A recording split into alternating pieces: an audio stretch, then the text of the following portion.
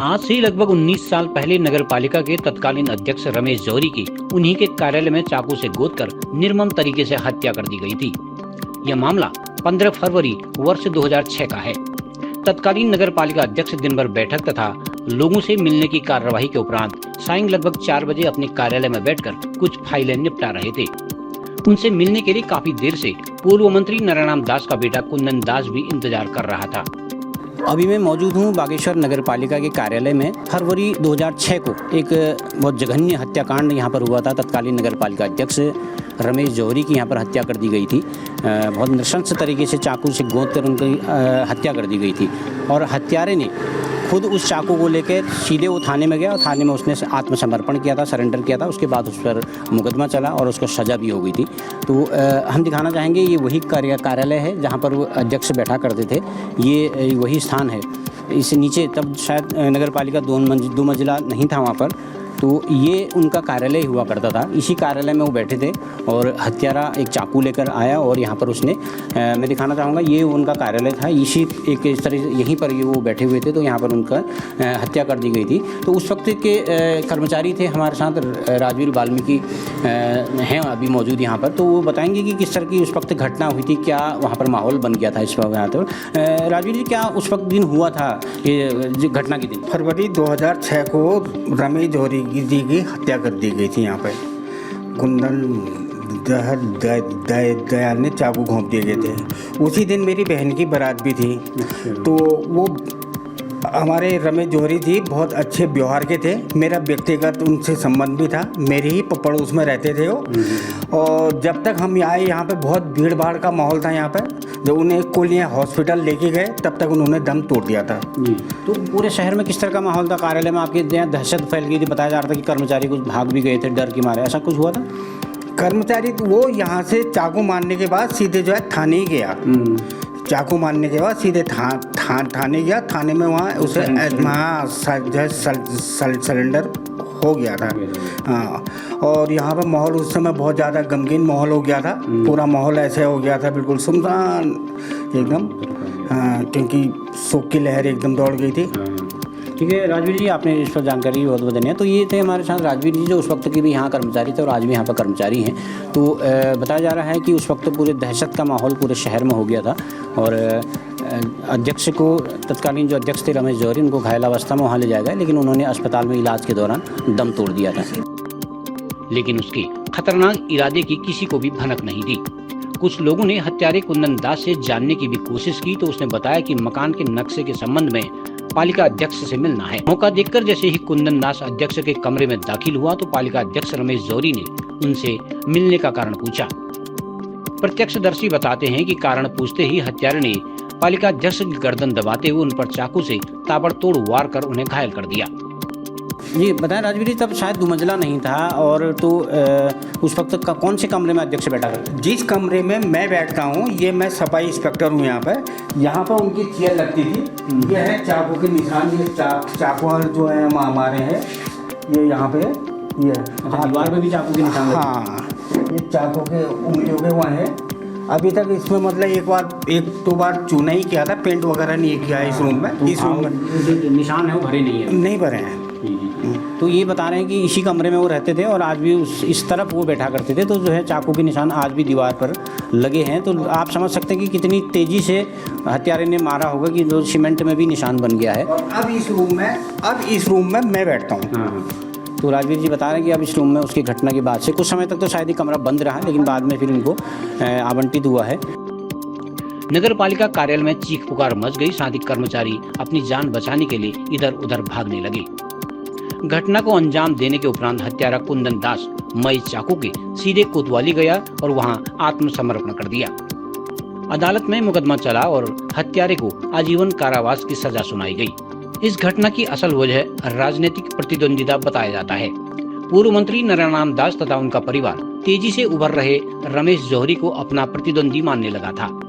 हत्यारे कुंदन दास ने रमेश जौहरी को हमेशा के लिए रास्ते से हटाने की योजना बनाते हुए इस घटना को अंजाम दिया। इस घटना के बाद दोनों ही परिवार बिखर गए। रमेश जौहरी अपने परिवार के इकलौते चिराग थे।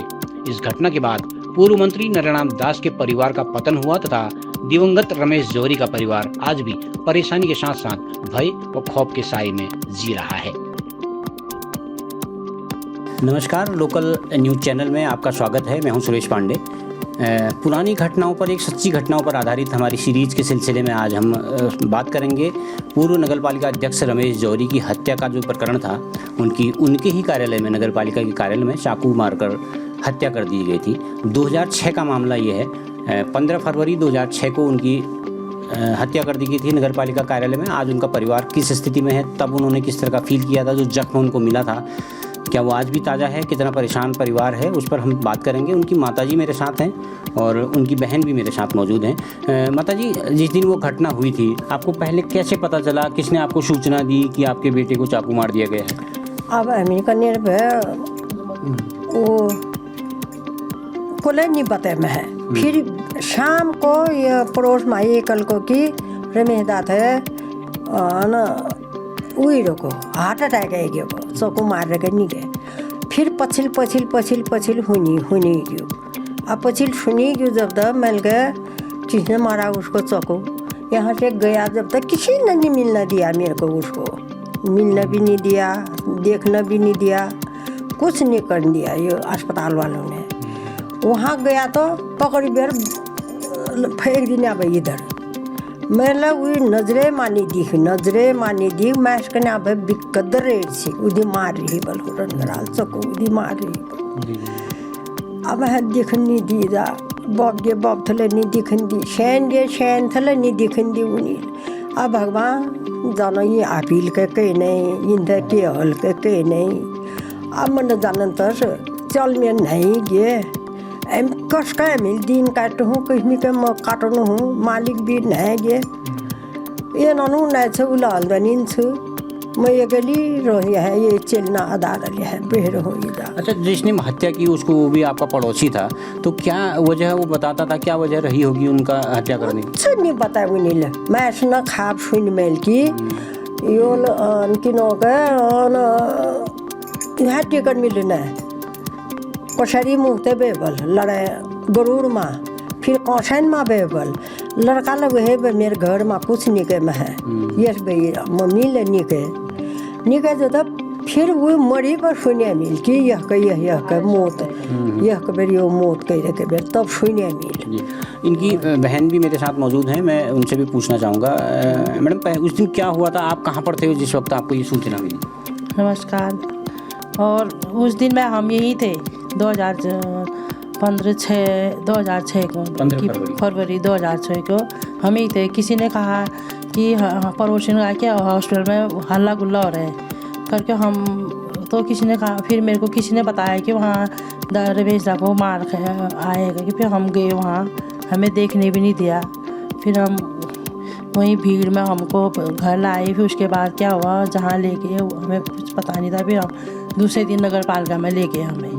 क्या वजह रही बता रहे हैं? उस वक्त बताया जाता था कि एक राजनीतिक प्रतिद्वंदिता है एक परिवार से, आपके परिवार के साथ, तो उसी सिलसिले में उनकी हत्या कर दी। आप क्या वजह मानते हैं? हमारे परिवार के कोई राज दोस्त नहीं थे, हम भाई बहन की तरह रहते थे, रिश्ते से रहते थे, पड़ोस की रहने वाले थे वो। हमारे ऐसे कोई रिश्तेदारी लेन देन कोई नहीं था कि बताया जा रहा है कि वो की राजनीति से ही उनका तू में हुआ था। इसीलिए उनके घर में पता नहीं क्या चलता था, क्या होता था, हमें कुछ पता नहीं था। पता नहीं उसके मन में जो आया उसने वहाँ जाए ये कांड किया, हमें इतना ही पता। और हम घर से हमारे कोई कुछ चीज़ का ताल्लुक ही नहीं, हम तो भाई बहन की तरह रहते थे, रिश्तेदारी की तरह रहते थे हम। उनके पापा को हम चाचा कहते थे, चाची कहते थे, वो ताऊ ताई कहते थे, उसको वही हमको दीदी कहते थे। हमारे घर की कोई नहीं था। पता नहीं राजनीति से उसके दिमाग में क्या आया क्या नहीं आया, उसने वहाँ जाके ये काम किया। उसके छोटे 13-12 साल का लड़का था, 17 साल की लड़की थी। आज तो लड़की की भी जॉब लगी, शादी हो गई, लड़की की भी, लड़का का भी शादी हो गई, हल्द्वानी में बैठे हैं। किस स्थिति में एक श्रवण कुमार जैसे अपने माँ बाप को छोड़ के गए, वैसे हमारे भाई ने अपने माँ बाप को छोड़ के गए थे। अभी भी उसी हालात में हम जीते, अभी भी उसी की याद से जीते हम। अभी कह नहीं सकते कि आपने दोबारा उसको हम कभी देख भी पाएंगे, कभी खुश करेंगे।